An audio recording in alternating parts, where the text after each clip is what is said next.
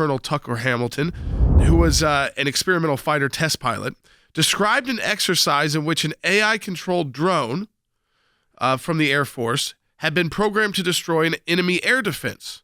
And then when it was ordered through its mission to ignore one of the targets, of the multiple targets they had assigned, the drone, instead of just following orders, attacked its operator, including targeting the control tower that sent it messages, as well as the location of the human operator. So actually trying to kill the human operating it and the ability to communicate with it, to interfere, because it saw it as this is someone trying to stop me from carrying out my mission. Yeah. So there was some glitch there where it was like you can program it, but then if you try to tell it to change course, it thinks you are the bad guy now. And so then this comes out. Now today the Air Force is denying staging this simulation at all and saying it was just purely hypothetical.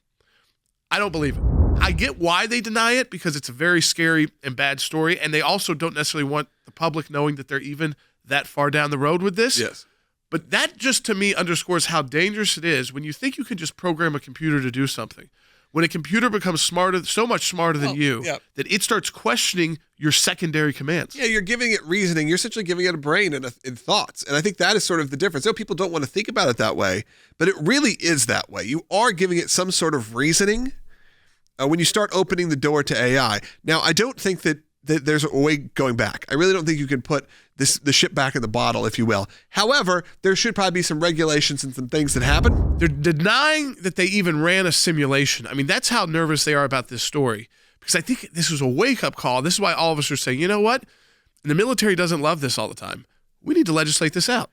We should not let them just go run free with this. But sometimes the law needs to be almost more extreme than the technology and hold the technology back.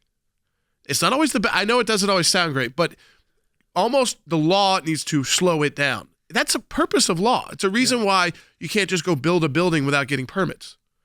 You have to go through things so that the structure is sound. Yeah. It's the same thing here, except for when it comes to tech, we kind of throw our hands up and say, just let it go. Let it go. Let it run wild. Let's hear from President Biden. Emerging technologies. All AI, from AI and 3D printing, that could change the character of conflict itself. Not going to be easy decisions, guy. I met in the Oval Office, in my office, with 8 leading scientists in the area of AI. Some are very worried that AI can actually overtake human thinking and planning. So we got a lot to deal with. They're going to him saying, please do something. Right. I don't think they're saying Republican, Democrat. This is like going to the President of the United States and saying, this is going to get out of control, like Elon and they've all said. Yeah.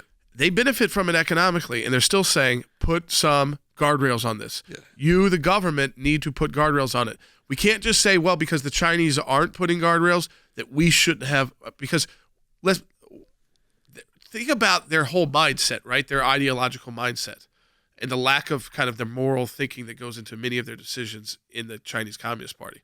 They're not programming morality into these things, because if you don't already have that in your culture. Right. That's what you got to imagine. The ones that we're dealing with have weirdly a built-in morality. So many people, when they go to places like China, you say, how do 1 billion people live under these authoritarian regimes? Why don't they just rise up? Yeah. And yet they kind of walk around programmed. Absolutely. They're very programmed as humans. Oh, in China? We're talking about yes. places. In China, it's almost drone-like. Kenny G song, and everyone packs up and goes home. No questions asked. The song's called Going Home.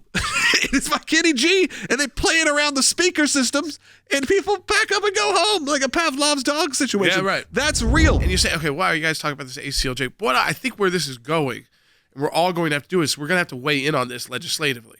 So our government affairs team is watching it carefully. We're working with members of Congress on this very issue. We know it's real. It's not just the fun of, hey, I can make some AI art or I can have some fun with ChatGPT. We're talking about it at the security level, how it can be turned on and to violate our own rights under the Constitution. These are things we need to protect as human beings,